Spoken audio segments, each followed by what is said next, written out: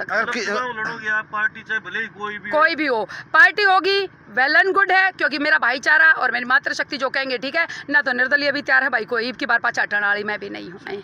और ये तभी संभव है जब मैं किसी पद पर बैठूंगी।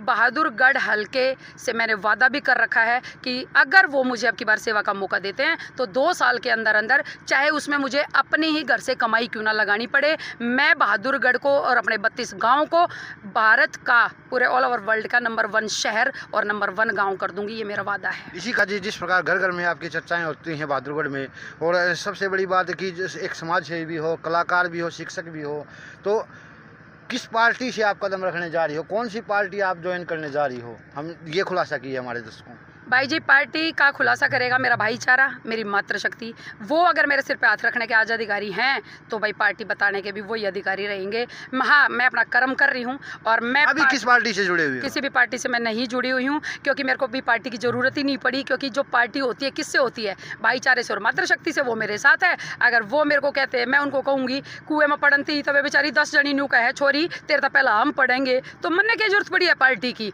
पार्टी अपने आप, अगर मेरे कर्मों, अगर पार्टी सच्ची है और अगर पार्टियां ईमानदार हैं तो मैं यूं कहती हूं उन चेहरों को उठा के लाओ जो पब्लिक के लिए मर भी सकती है, मिटा भी सकती है और इतिहास भी रच सकती है। आपको राजनीति में कदम रखना? बिल्कुल बिल्कुल, मैं बहुत कठिनाइयों से भी आई हूं और मैंने देखा है पब्लिक भी परेशान है। और अगर मैं कहना चाहूं तो बहुत बड़ी बड़ी बातें भी हैं, क्योंकि मैं सबसे पहले उन भाइयों को, उन बहनों को हाथ जोड़ के ये निवेदन भी करूंगी कि भाइयों, जो आपका ज़मीर है ना, आपकी एक वोट बहुत कीमती है, किसी को जीवन दान भी दे सकती है आपकी वो एक वोट। तो आप किसी के गुलाम नहीं हो, ना किसी के बहकावे में आओ, ना किसी से कोई चीज़ लो। अगर वो आपको बांटता है, आपके घर आके देता है, तो भी आप सीधा कोर्ट में केस कर सकते हो इस बात के लिए, क्योंकि आपकी वोट ही इतनी कीमती है। आप वो किसी छोटी मोटी उसकी कोई नीलामी नहीं हो रही है कि कोई भी आपको थोड़ी सी चीज़ दे जाएगा और आप बिक जाओगे। नहीं, सबसे पहले आप अपनी आत्मा को समझाओ कि आपकी एक वोट किसी को जीवन दान दे रही है और वो आगे आने वाले समय में बहुत कुछ आपके लिए कर सकता है।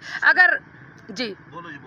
अगर आप अपनी वोट की कीमत समझोगे तो मैं बिल्कुल तहे दिल से कह सकती हूँ कि आपको आगे बढ़ने से कोई नहीं रोक सकता। नमस्कार जी सभी दर्शकों को मेरी तरफ से जय बाबा की, जय माता की।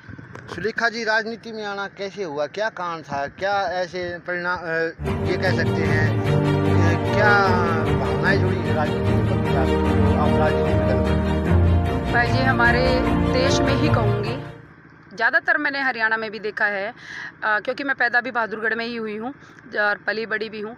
मातृशक्ति जो मेरी है, बहन बेटियाँ काफ़ी परेशान हैं। और अब जब बाहर निकली हूँ तो ये भी पता चला है कि पब्लिक भी गणिये परेशान है। उनकी हर परेशानियों को सामने रखते हुए सबसे पहली बात तो कला को लेके, जब हमारे हरियाणा में, हमारे पूरे देश में बेटियां कलाओं से भरी पड़ी है, तो उनकी कलाओं को पीछे क्यों धकेला जा रहा है? ये हमारी मानसिकता ये है कि भाई आगे ना बढ़ें। क्यों ना बढ़े? जिसकी किस्मत में होगा वो बढ़ेगा भी।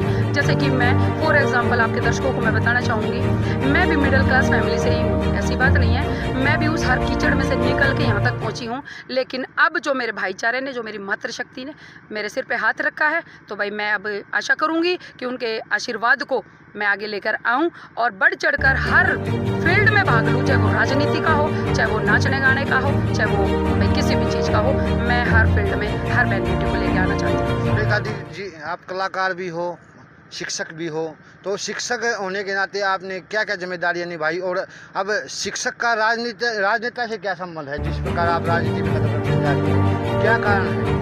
पहले तो जब मैं आज से कई साल पहले जब मैं जॉब लगी थी ना, तो मुझे लोग यूँ कहते थे कि आप बड़े मिलनसार हो सकता है परमात्मा ने मेरा नेचर देखकर ही मुझे अध्यापिका की नौकरी दी होगी।